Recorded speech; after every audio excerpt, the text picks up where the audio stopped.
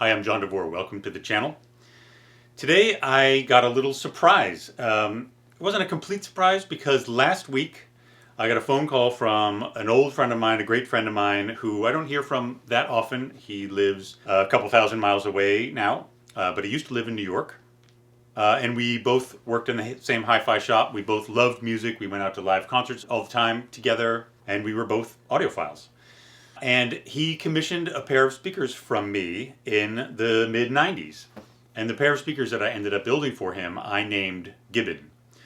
And I named the Gibbons because they were very small, very nimble, kind of cute and fun, and kind of funny. It sort of has a little bit of a joke. But in designing those speakers, I incorporated a ton of stuff that I had been sort of experimenting with, or I had ideas about over the past decade and a half or so that I had been building speakers, because I started building speakers in the mid 80s.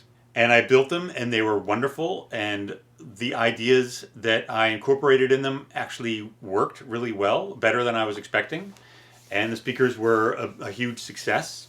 And it was certainly a big part of the confidence building that I needed to then start DeVore Fidelity as a company in 2000, a few years later on. So anyway, this guy called me out of the blue and said that he was shipping me a package. And I was like, oh, exciting, because he works in a really good, he works in a great hi-fi distribution place right now, and they carry tons of awesome stuff. So I was excited.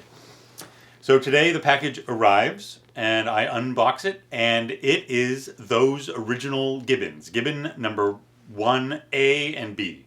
A pair, one is A and one is B.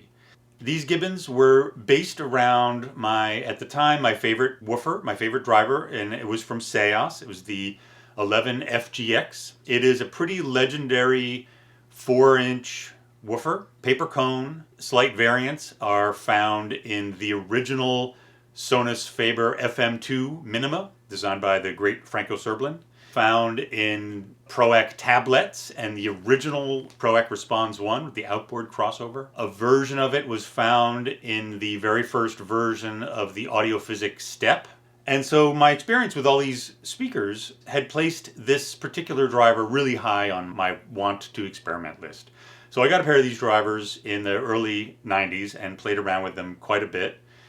And that's what I based this pair of speakers around. Absolutely magnificent drivers. I haven't heard these speakers since the 90s.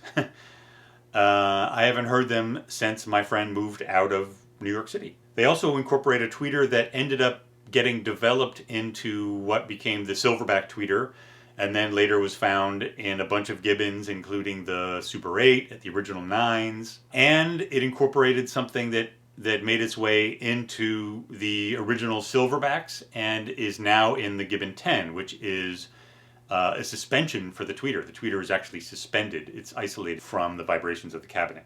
So all these things got put into these speakers, and it was really sort of the turning point. And so I was so excited to open them up. So it was quite easy to get these back up and running, and it's been a pleasure, and I look forward to doing some measurements of them, because of course when I designed them I really had very crude, very rudimentary measuring abilities and tools. And so that was all I wanted to share today, just my excitement. Thanks very much for watching, and I will see you guys at the next video. Bye.